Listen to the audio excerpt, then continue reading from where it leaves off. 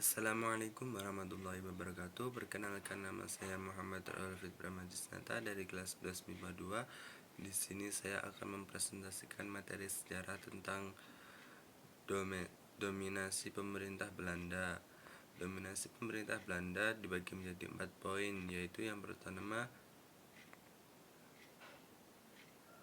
A. Kebijakan jalan tengah, B. Sistem tanam paksa, C. Sistem usaha swasta, D. Masuknya agama Kristen. Dominasi pemerintah Belanda. Tahun 1816, Kepulauan Nusantara kembali dikuasai oleh Belanda setelah sebelumnya dikuasai oleh Inggris. Tanah Hindia diperintah oleh badan baru yang diberi nama Komisaris Jenderal. Sementara itu, perdebatan antara kaum liberal dan kaum konservatif terkait dengan pengelolaan tanah jajahan untuk mendatangkan keuntungan sebesar-besarnya belum mencapai titik temu. Yang pertama, A. Kebijakan jalan tengah.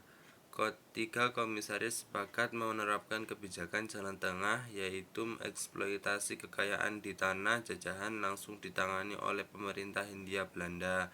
Namun kebijakan ini tidak berjalan mulus. Akhirnya pada 22 Desember 1818, pemerintah memberlakukan UU yang menegaskan bahwa penguasa tertinggi di tanah jajahan adalah Gubernur Jenderal. Van der Capellen ditunjuk sebagai Gubernur Jenderal.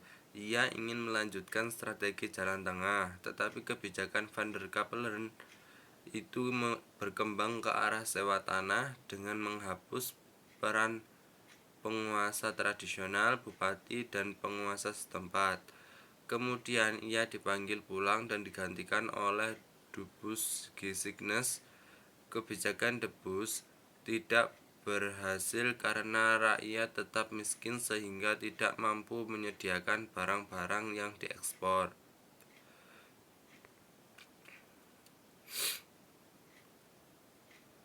B. Sistem tanam paksa. Tahun 1829, seorang tokoh bernama Johannes van de Bos mengajukan kepada Raja Belanda usulan yang berkaitan dengan cara melaksanakan politik kolonial Belanda di Hindia. Konsep Bos itulah kemudian dikenal dengan kultur sel atau tanam paksa. Pelaksanaan tanam paksa. Tanam paksa dilaksanakan dengan cara sebagai berikut. Yang pertama, 1. Sistem tanam paksa harus menggunakan organisasi desa. Yang kedua, pengerahan tenaga kerja melalui sambatan, gotong royong, gugur gunung. Yang ketiga, peran kepala desa sangat sentral sebagai penggerak petani, penghubung dengan atasan dan pejabat pemerintah.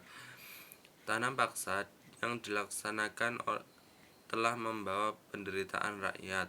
Walaupun banyak merugikan rakyat, namun tanam paksa juga memiliki beberapa dampak positif bagi rakyat. Di antaranya adalah dikenal tanaman jenis baru untuk ekspor, dibangun saluran irigasi, dan dibangun jaringan sel kereta api. Sedangkan dampak negatifnya adalah sebagai berikut. Yang pertama, pelaksanaan tanam paksa tidak sesuai dengan peraturan. Yang kedua, terjadi tindak korupsi dari pegawai dan pejabat serta rakyat yang menderita. Yang ketiga, para pekerja jatuh sakit dan terjadi bahaya kelaparan. Poin yang ketiga, yang ke C, sistem usaha swasta. Masyarakat Belanda mulai mempertimbangkan baik buruk dan untung ruginya tanam paksa.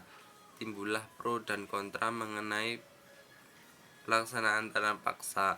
Setelah kaum liberal mendapatkan kemenangan politik di parlemen, parlemen memiliki peranan lebih besar dalam urusan tanah jajahan. Hal tersebut didorong oleh terbitnya dua buku pada tahun 1860, yakni buku Machiavelli tulisan Edward Destler dengan nama samarannya Multatuli, dan buku yang berjudul Suiker Kontraktor atau Kontrak-kontrak Gula tulisan Frans van de Putte Secara berangsur-angsur, tanam paksa mulai dihapus dan mulai diterapkan sistem politik ekonomi liberal. Seiring dengan upaya pembaruan dalam menangani perekonomian di negeri jajahan, Belanda telah mengeluarkan berbagai ketentuan dan peraturan perundang-undangan.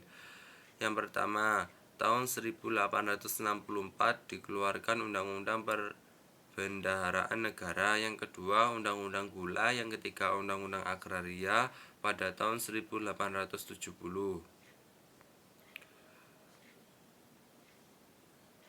Sejak UU Agraria, pihak swasta banyak memasuki tanah jajahan di Hindia Belanda. Munculnya imperialisme modern kapitalisme di Hindia Belanda.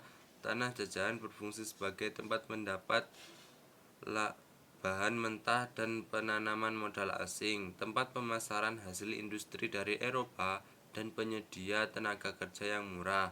Sisi positif kebijakan ini antara lain pada tahun 1873 dibangun serangkaian jalan kereta api.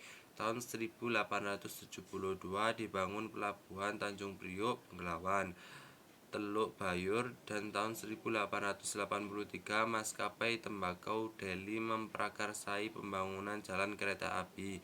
Sedangkan dampak negatifnya adalah pelaksanaan usaha swasta membawa penderitaan bagi rakyat Bumiputra, pertanian merosot, rakyat kerja paksa, dan membayar pajak. Poin yang kedua, maksudnya agama Kristen. Perkembangan agama Kristen di Indonesia secara garis besar dapat dikelompokkan menjadi dua, yaitu Katolik dan Protestan. Dalam kenyataannya, agama Kristen, Katolik, dan Protestan berkembang di berbagai daerah. Agama Kristen masuk dengan cara damai melalui kegiatan pelayaran dan perdagangan. Kedatangan bangsa-bangsa Barat itu semakin memantapkan dan mempercepat penyebaran agama Kristen di Indonesia. Singkatnya, agama Katolik dan Kristen dapat berkembang di berbagai tempat di Indonesia, termasuk di Batavia dan Jawa pada umumnya. Bahkan di Jawa ada sebutan Kristen Jawa. Sekian dari saya, apabila ada salah kata dan kurang jelas mohon dimaafkan, dan semoga bermanfaat.